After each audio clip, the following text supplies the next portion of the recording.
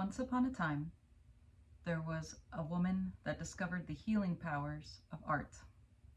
It was me. I was that woman.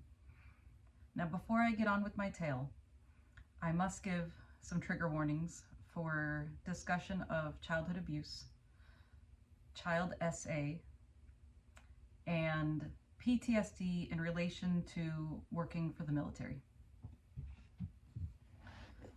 So, when I was younger, I did not live in the best of households. I had a wonderful mother. She took care of us the best she could, and while she did have her flaws, I think she did her best with what she had. My ex-stepdad, on the other hand, had issues with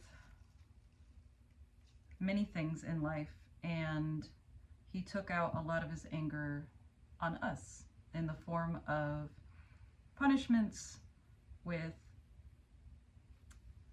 varying levels of creativity. I won't get into all of them, but there was physical abuse, there was verbal abuse, and there was emotional abuse and psychological abuse. And also, in the neighborhood that I lived in, it wasn't great, and that opened me up as a target for being a victim of childhood SA. Again, I won't go into details, but it did take me many years, I think about 9 years, to actually tell anyone and open up, and also get the therapy that I needed, which I did do. It was a traditional speaking therapy, and as a child, I was prone to reading for hours at a time to kind of escape what was going on in my house, and also with what happened when I was 6. And so I also did a lot of artwork. I colored a lot. I liked to paint. I did little crafty things. And I always saw that I felt better. And I also got into playing the flute for school, and playing that and playing pieces that were fun definitely helped me. But I wasn't really aware of using art to heal until I was much older. And I did serve in the Air Force for 4 years, from 2005 to 2009. And then after I got out, I contracted for the military, and then for the government for maybe about 2.5 years. And it was when I was contracting that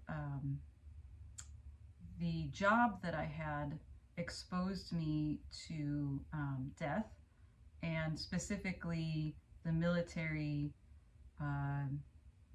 I'll just say taking out targets. I was not on the ground at the time, but my job was such that I watched us neutralize targets, as they say, and that had a profound effect on me in a very negative way, in that I carried a lot of guilt for a long time, and I also lost a couple of friends from service. So after working for the government and realizing that I wanted to go back to school, I always wanted to go to school for art. I decided that I had had enough, and I had the money from my GI Bill that I could put myself through college finally. And that's what I did. Um, I In 2012, I quit my job and applied for community college in St. Louis, and it felt liberating. And then when I got accepted, of course, it was quite easy to be accepted because this was a stepping stone, and it was a whole new world coming back to the classroom. And after years of only being in the classroom in the military, I didn't know what to expect. And being in a classroom full of people that were younger than me or sometimes much older than me, very rarely my own age, which was late 20s at the time, it was difficult because a lot of the younger people were right out of high school and they didn't want to be there. And I was so determined to learn. And with the GI Bill, you have to maintain a specific grade point average in order to be able to keep your benefits. So I had a very serious mission.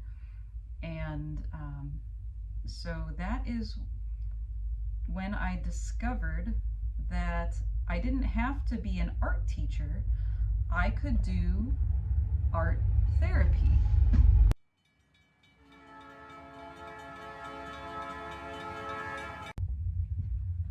So art therapy, I discovered, is exactly as it sounds like. It is the use by a therapist of art to help their patients work through specific issues and traumas. And when it's hard to talk about it, they can use different mediums to kind of let it out in a constructive way.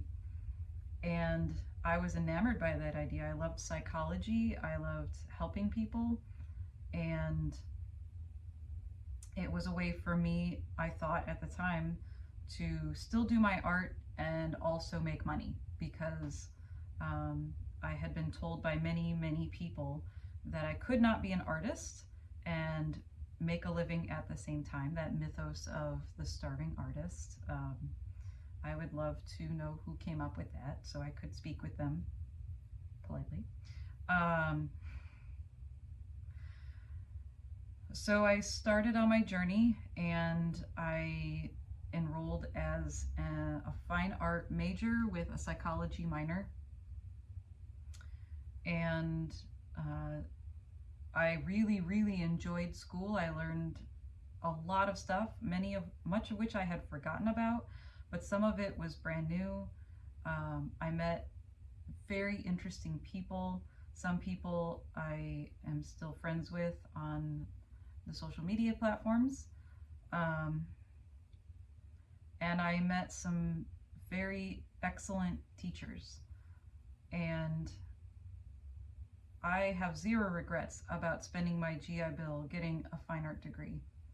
Absolute zero regrets.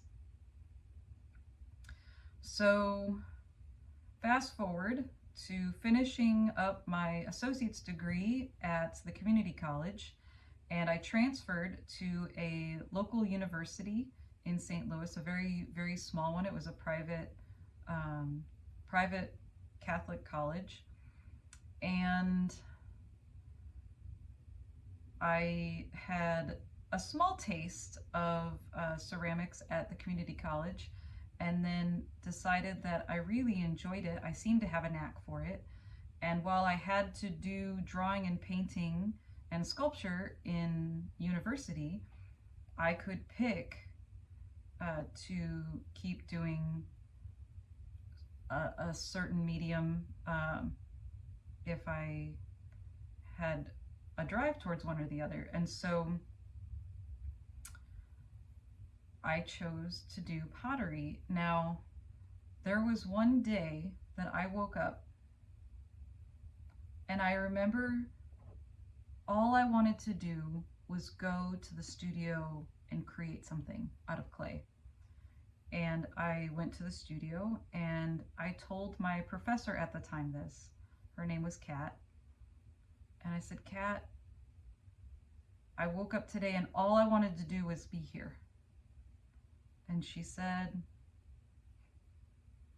in her very straightforward manner, then change your major. What are you waiting for? Go to the office and be a ceramic or a pottery major.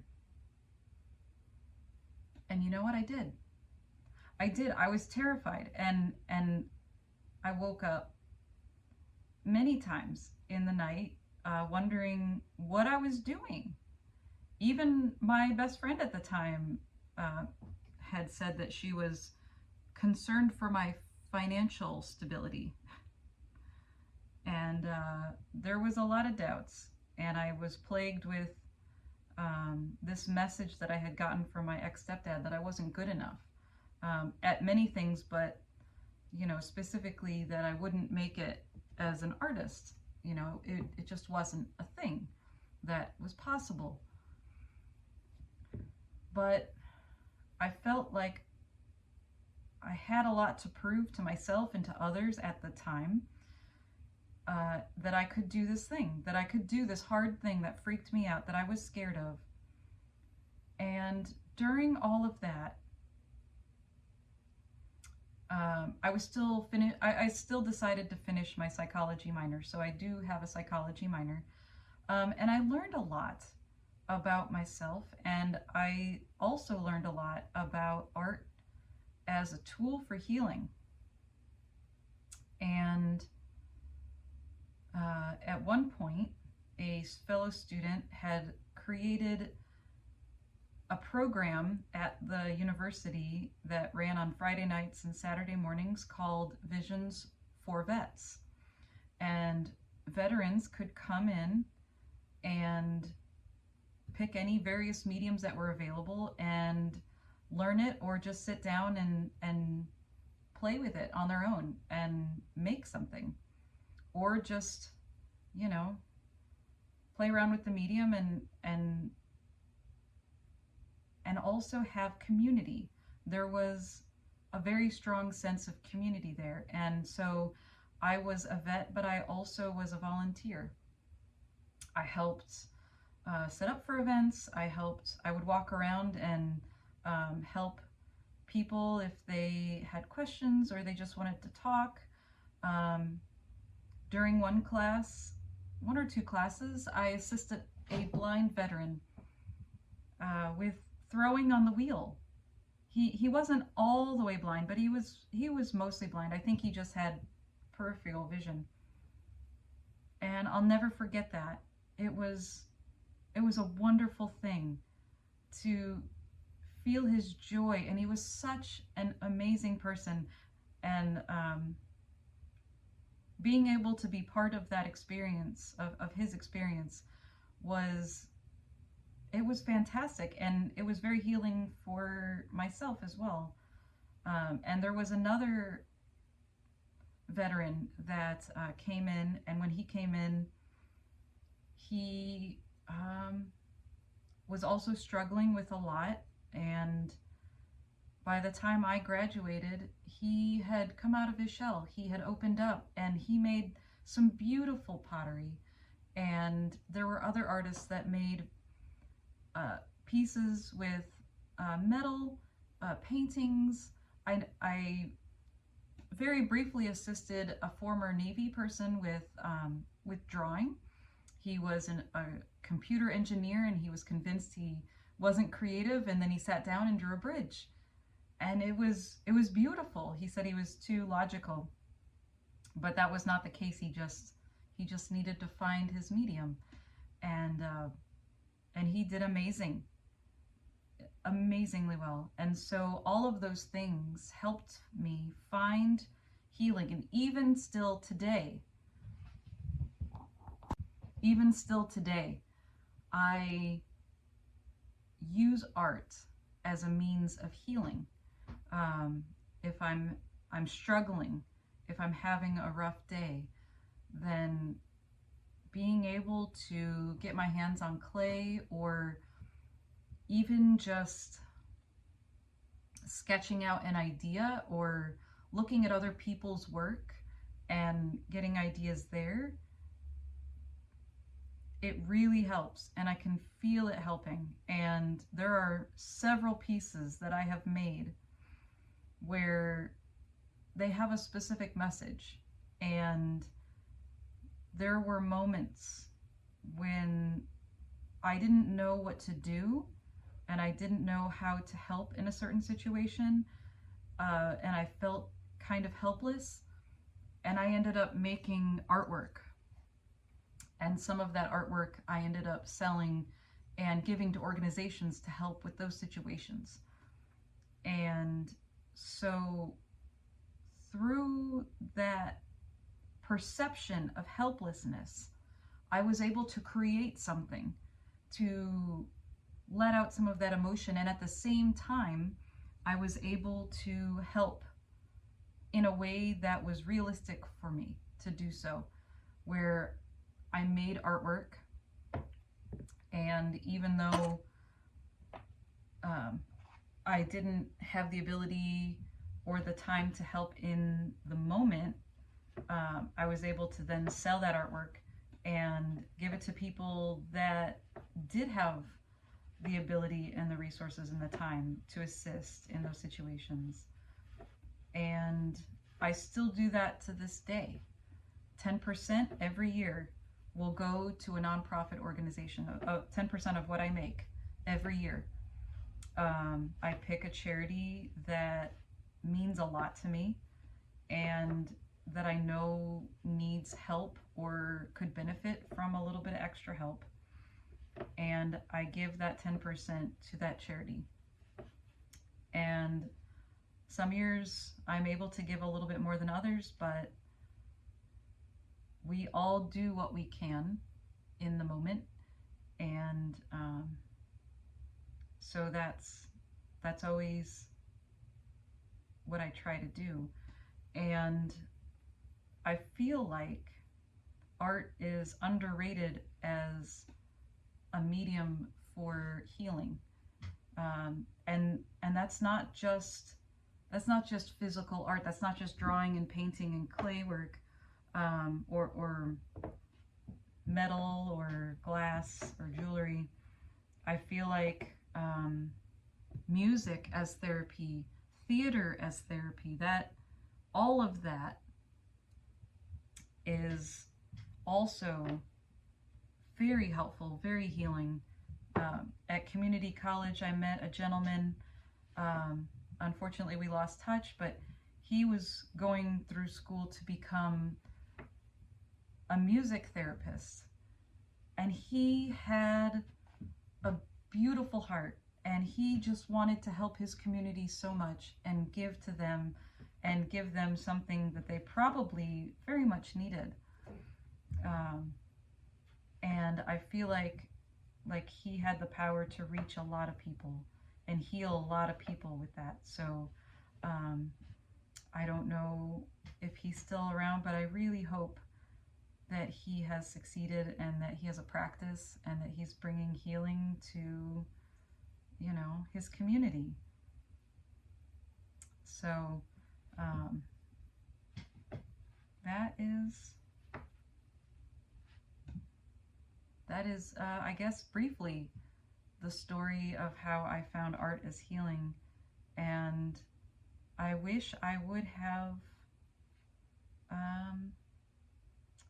maybe been more aware of it sooner, but at the same time, I think that concept came to me when I was ready.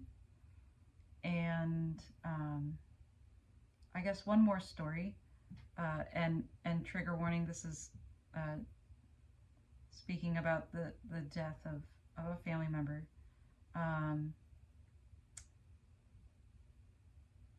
But 2 years ago, about 2.5 years ago, my mom passed away from cancer, and I felt lost.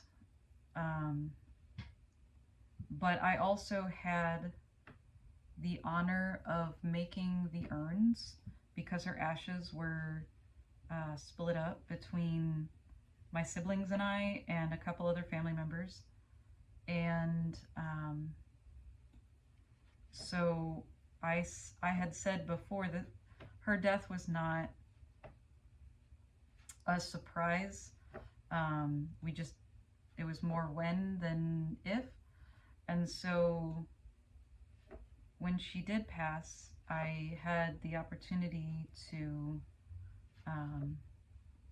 make her urns, and I made each one just a little bit different to reflect the person I was giving it to, and that plus therapy and a workshop on death and dying helped so much with the grieving process. And I have a hard time finding the words for it, but those things have all brought healing.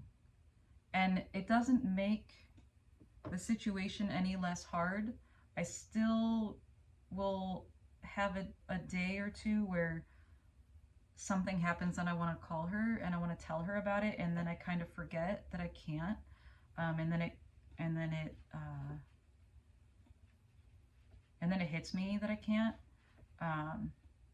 and the grief comes up. But in that moment, I found a community and I found healing, and I also went to a workshop where we dug up wild clay out of the side of a riverbank and did traditional indigenous pit firing. And I met amazing people. And again, community and art, and it helped with the healing and being able to tell my story and being able to have people hold a space and being able to hold a space for others. And I think that's what it's really all about, is having community and holding space and using art as a voice when we may not otherwise feel like we either have one, or if we're having trouble saying these things out loud. It can be very powerful. So find your medium, find your voice. It doesn't have to be one medium. It can be many. Fine art or writing or music or theater, and find your community. And remember, as Mr. Rogers has said, look for the helpers. There will always be helpers, and when you have the energy, you can be one of them, and you can support your communities. And you can make beautiful things in this world and make this world a little bit more beautiful and a little bit more kind. And yeah, the end.